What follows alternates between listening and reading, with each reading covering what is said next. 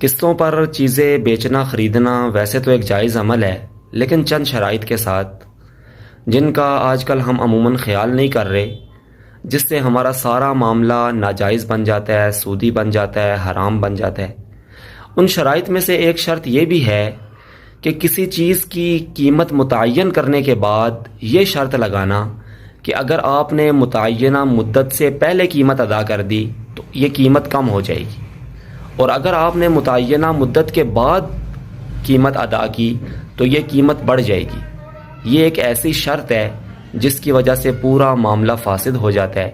اور سارا معاملہ سودی اور حرام بن جاتا ہے۔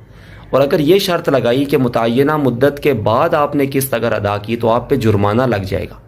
تو یہ بھی ایسی شرط ہے جس سے سارا معاملہ فاسد ہو جاتا ہے، ناجائز ہو جاتا ہے۔ اسلامی روح سے